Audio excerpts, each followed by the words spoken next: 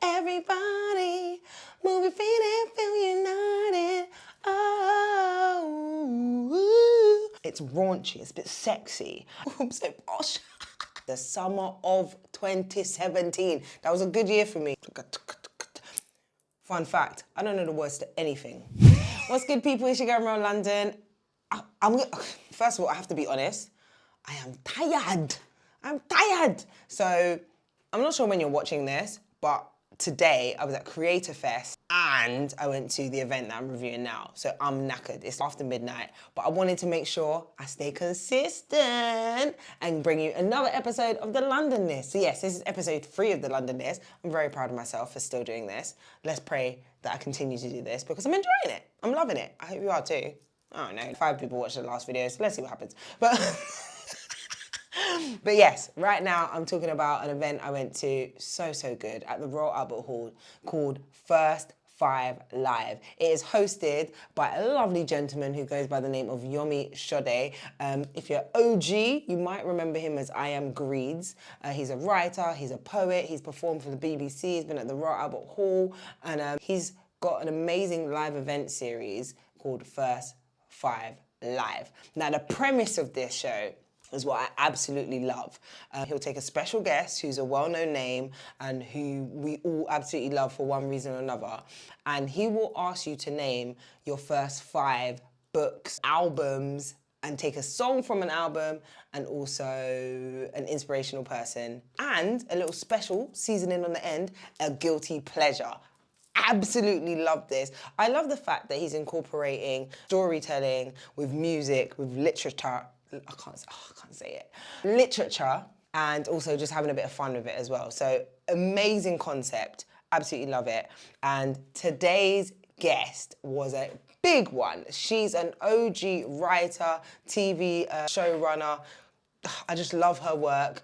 She goes by the name of Candice Carty Williams, and she's a legend, man. She's a legend. She is a best-selling author, the Sunday Times best-selling author to be exact. She's made the show Queenie, she's made the show Champion, and she's just now released her second book. Queenie is working on it.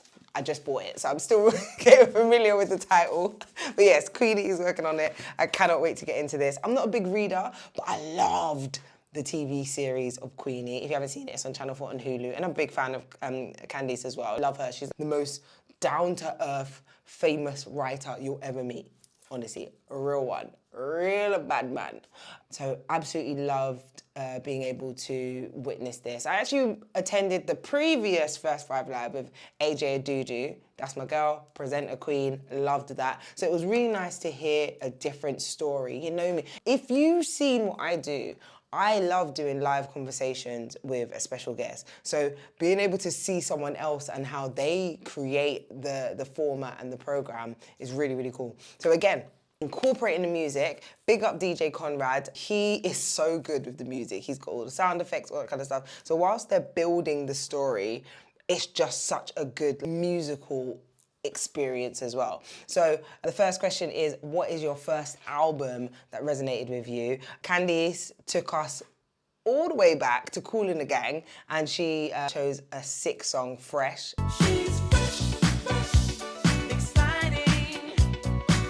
She's so inviting to me, yeah. Everyone was vibing, everyone heard it and was like, oh yeah, nostalgia. And she said that brings her good memories of her childhood with her mum, because that's the kind of music her mum picked up or would play in the house. And then we went into your first book that really resonated with her. And she chose Mallory Blackman, Noughts and Crosses. Oh, guys, that's a childhood banger if we're talking about books. If we could categorize it as bangers. Noughts and Crosses are banger. If you don't know about Mallory Blackman's Noughts and Crosses, please. It's written for youth, but it's the issues about race and class, and there's just so many layers to it. It's so good. So Candice brilliantly read out an excerpt from the book, which is a part of the format of the show that we was watching. Between Sephi and Callum's perspective, so this is Sephi's perspective. So Sephi's across, she is black. Okay. I lined up in the food queue. I wasn't going to do anything out of the ordinary, so why was my heart bumping in such a strange way?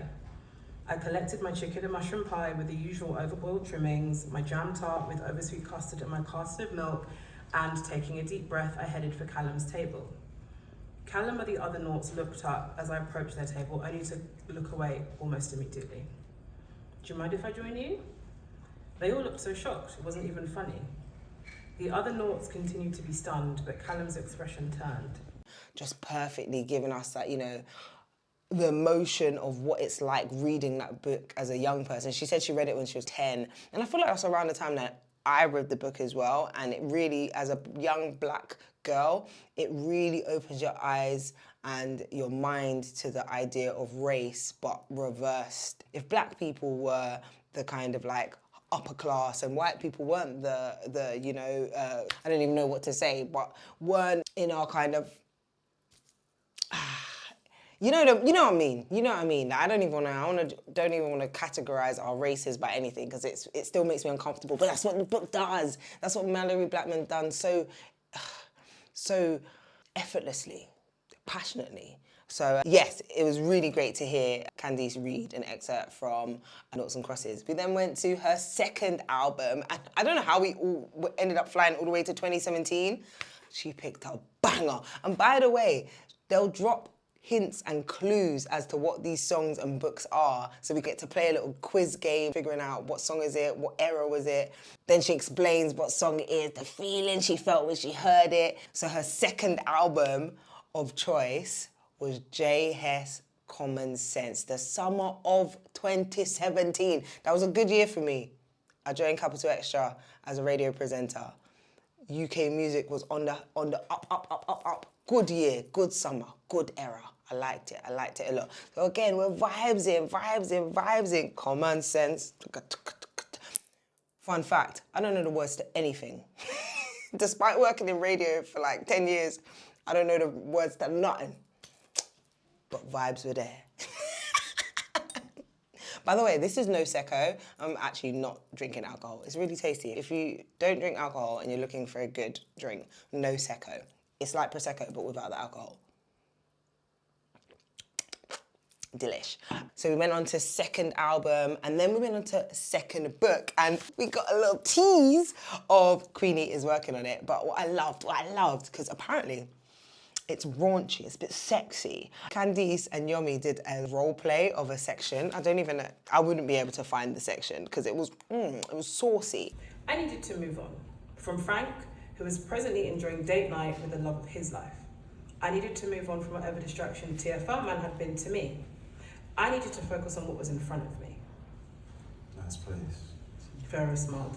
Ducking through the doorway, even though he had a few more inches until he reached the top of the frame. Yomi got into character. Candice was giving us all the sexy sauciness.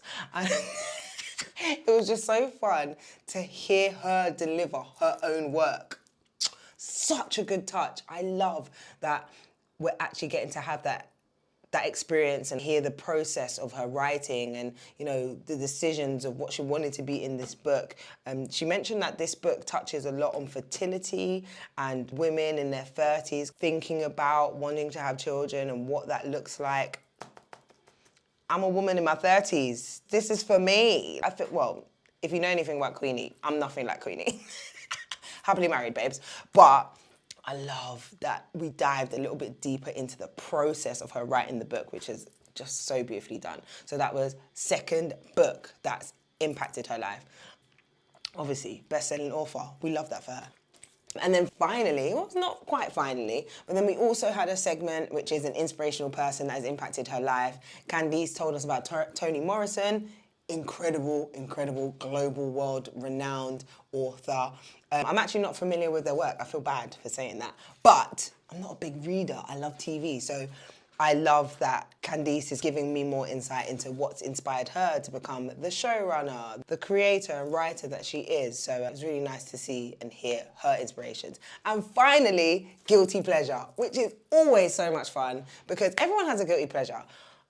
My guilty pleasure song is dip dip dap dip dap dip dip dip dip dap dip dip dip. I told you I don't know the words to anything. Ooh. Won't stop the beat and go.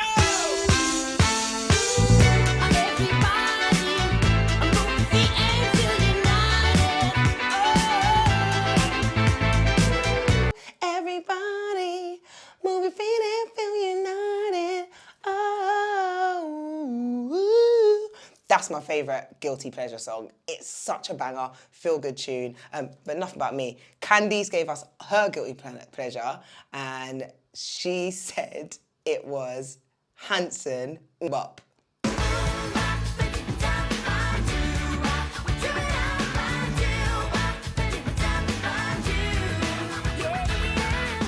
We had a time. We were vibing, we were enjoying, we were singing, and it was really, really fun. What I also loved about tonight, because again, I don't know when you're watching this, but tonight was the World Cup final. Now, I'm not too familiar. This is so bad. I haven't seen a single episode of the matches. So I hear tonight was the season finale. I don't know. I only watch TV for drama and reality shows. I don't watch football. So throughout the night, because it clashed, the event clashed, and they didn't want people to miss watching the final, even though we were missing it. But what they did is they put a red light on in the room if Arsenal, nah, this is wild. See, this is how you know I don't watch football. England, they put a red light on in the room if England scored, and they put a green light on if Argentina scored. So through the night, at random moments, the room went red. And we're like, England scored, Obviously, I didn't care. But, England, come on, England, And then a little later in the night, we got 2 green lights. That meant Argentina was scoring. So the room got a bit somber sometimes. But England didn't win. It didn't come home, but they are. So, But that didn't stop us from having a good time, because Candice was selling her book, giving us some cute photo ops, and I didn't get a photo of her. What was I thinking? Oh my God, I didn't get a photo of her. So embarrassing. And she was signing books. I also didn't get it signed because there was a long line. There was a really long line, guys. And I was chatting, mingling. I like to chat. So that was the vibe. But what I loved about the event is just that it's such a nice incorporation of music, nostalgia, literature, and just talking about guilty pleasures. And even though, like, you know, the football was on and I had no idea what was going on with the football, and I didn't care. But they incorporated that for the people in the room. And yeah, everyone came out. I love that so many people came out. It was really diverse room as well. There was an older white lady who was like, I just love Candice. I'm just so happy to be here. I love her books. And I'm like, Auntie, enjoy it. Yes, Black British books, we love it too. So really, really diverse room. Candice's mum was there. And then we celebrate her birthday. It's her birthday coming up very, very soon. So we did a little special sing-song happy birthday to her. Her family was there, her sister was there. It was a really beautiful moment. And that's all because like Yomi and his team really orchestrated it in such a nice way to celebrate Candice, which I absolutely love. And can I be honest? I don't have a bad word to say about this event. It's beautifully done, so organised, so relaxed, so comfortable. They had these conversation cards. So, for example, if you came by yourself and you needed a little inspiration for an icebreaker conversation to talk about, you can use a conversation with like, some bingo ideas of what to talk about. Brilliant, perfect, love stuff like that. Also, we had cake. Because it was a birthday, we had cake. Love me some cake. I just love her work so much. Like, massive fan of Queenie, massive fan of Champion. I really did want a season 2, but she said it's not happening. But I just love her work, and I'm so glad I could experience it. Big up my friend Nadu, who invited me, because I loved being there. And I just love the format. First 5 Live is such a great way to tell someone's journey. And again, if I'm honest, can I be honest? I try to learn something all the time, but I learned a lot tonight about what I could add to my events. Like, what I do with the mainstream is we love doing in-depth conversations and top tips of how people can learn from your journey and pass it on to other creators and creatives. But the format was really fun, and that's what I love. So I'm taking mental notes of how can I make my events more fun, or even just something else that I do. How can I just incorporate the fun? And I think Yomi did that perfectly. So big up, bro. I'm so proud of what you're doing. Having it at the Royal Albert Hall is such a good look. It's such a grand venue, one of my favourite venues in the UK. Music-wise, sound-wise, it's like the best venue. I saw Erykah Badu there, I saw Cleo Sol there. Bawled my eyes out both times because it just sounds and feels so perfect in there. So I'm glad you're making history with this event being there as well. If you want to know more about their events, head to first5_live on Instagram. My good friend Jamelia Donaldson is the next special guest, and that's going to be in October. So if you want to hear more about a black business owner, founder, entrepreneur, she created a brand called Treasure Tress, which is all about looking after your hair and black women's hair care. Brilliant. You can hear more about that at First 5 Live. And Yomi also announced he's got a special guest in November as well. This is an additional booking that wasn't planned, wasn't scheduled, but he told us who it is. I can't tell you, it's a secret, but it's gonna be good. So make sure you look out for it and just enjoy live experiences. I'm all about IRL, in real life experiences. So if you can experience more live events, I highly recommend you do. But for now, like I said, I'm tired, guys. This is no secco, I'm not even joking. It's just fizzy juice. I love it. I love the idea that I'm not drinking alcohol, but I can still feel like I am. I'm so posh. It's not posh, I'm just like, anyway, I'm tired. But yeah, I'm Remel London. If you want to know more about events and where I'm at, what I'm loving, what I'm reviewing, some of my honest hot takes, this is where it's at. Good night, cheers, England. I'm sorry, boys. Come home, innit? Not here, I've got a husband.